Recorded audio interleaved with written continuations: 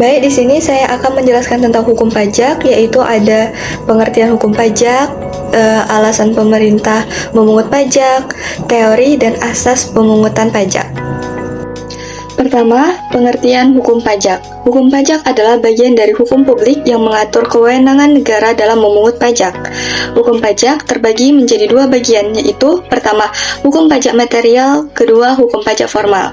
Hukum pajak material adalah mengatur timbul dan besarnya utang pajak, sedangkan hukum pajak formal adalah mengatur prosedur pelaksanaan pajak.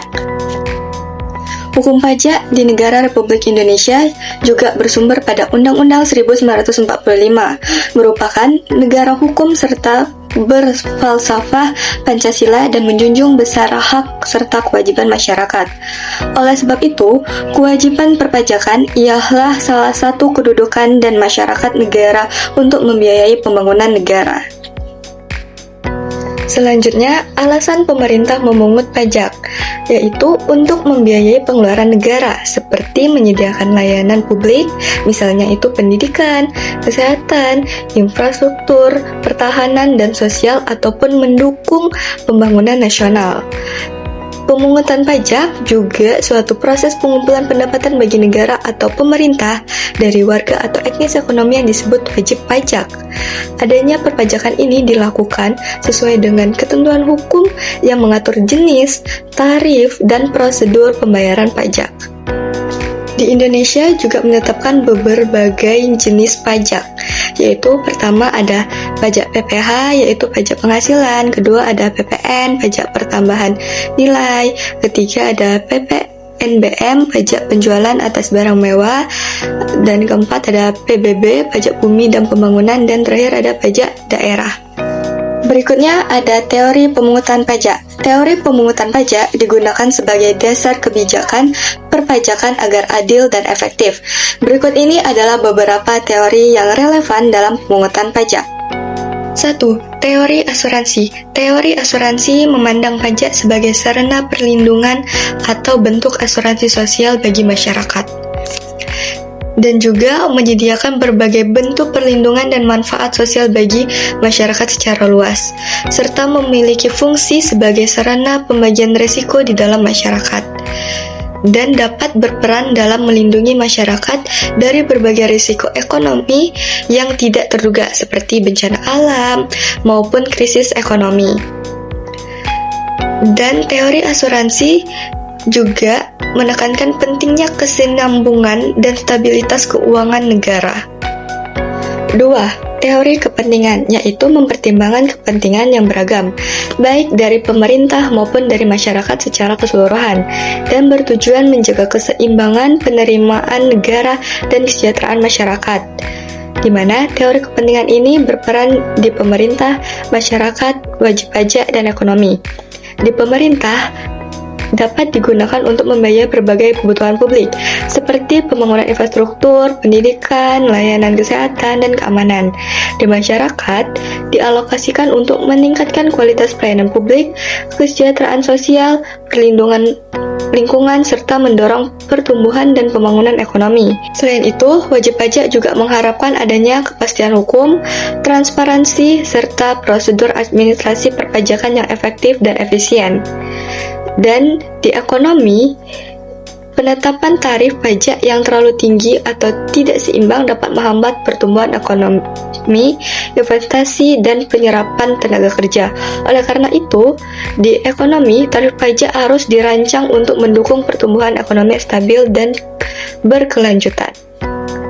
3. Teori daya pikul. Teori daya pikul menegaskan bahwa pemungutan pajak harus didasarkan pada kemampuan ekonomi wajib pajak dan bertujuan menciptakan keadilan sosial dan pemerataan pendapatan. Pajak yang dikenakan harus bersifat sebanding dengan tingkat kemampuan atau kekayaan individu maupun kelompok. 4. Teori bakti. Teori bakti dalam pemungutan pajak memandang pembayaran pajak sebagai bentuk pengabdian dan loyalitas warga negara kepada negara.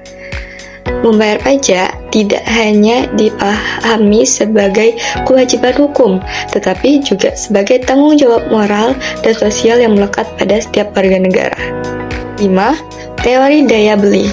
Teori daya beli yaitu pemungutan pajak berlandasan pada prinsip bahwa besarnya pajak yang dikenakan harus sesuai dengan kemampuan individu atau kelompok untuk membayar yang tercermin dari tingkat dan daya beli mereka.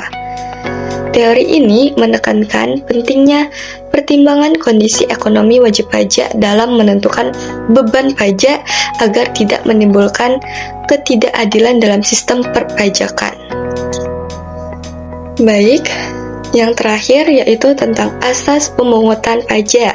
Asas pemungutan pajak merupakan seperangkat prinsip yang dijadikan pedoman oleh pemerintah dalam menetapkan objek pajak, besaran tarif, waktu pemungutan serta mekanisme pemungutan pajak. Prinsip dasar pajak dalam sistem perpajakan yaitu: pertama, asas keadilan atau equity.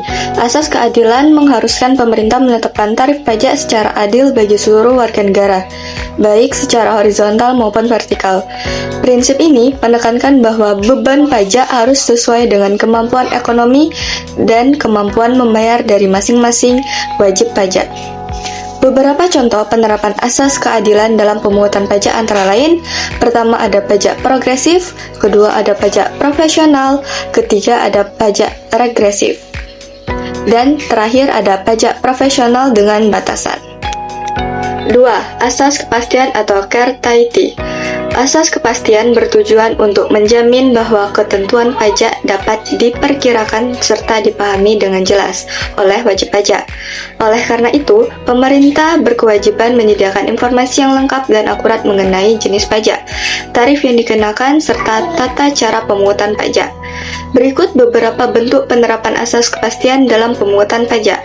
Pertama, ada keterbukaan peraturan perpajakan. Kedua, stabilitas dan konsistensi kebijakan pajak. Ketiga, ketentuan pajak yang jelas. Ketiga, asas kemudahan atau convenience. Penerapan asas kemudahan atau efisiensi dalam pemungutan pajak bertujuan untuk memperoleh penerimaan pajak secara optimal dengan pengeluaran biaya sekecil mungkin serta minimalkan dampak negatif terhadap perekonomian, yaitu pajak dipungut seiring dengan diperolehnya penghasilan. Berikut beberapa bentuk penerapan asas efisien dalam pemungutan pajak. Pertama, ada desain pajak yang efisien. Kedua, administrasi pajak yang efisien. Ketiga, pengawasan dan penegakan hukum yang efisien. Dan yang terakhir, evaluasi kebijakan perpajakan. Terakhir, asas efisiensi atau efisiensi. Asas efisiensi berarti suatu sistem pajak dikatakan efisien apabila biaya yang harus dikeluarkan oleh wajib pajak dalam memenuhi kewajiban perpajakan relatif kecil. Berikut beberapa contoh penerapan asas efisiensi dalam pemungutan pajak. Pertama, ada perancangan pajak yang efisien. Kedua, ada administrasi pajak yang efisien. Ketiga, pengawasan dan penegakan hukum yang efektif. Yang terakhir, ada evaluasi kebijakan pajak. Dari semua materi yang saya sampaikan, dapat disimpulkan bahwa pertama, hukum pajak itu dapat mengatur hak dan kewajiban antara pemerintah dan wajib pajak dalam proses pemungutan pajak. Kedua, pajak menjadi sumber utama pembiayaan negara. Ketiga, pemungutan pajak didasarkan pada teori dan asas agar adil, pasti, mudah, dan efisien. Baiklah, itu semua adalah materi yang ada di hukum pajak.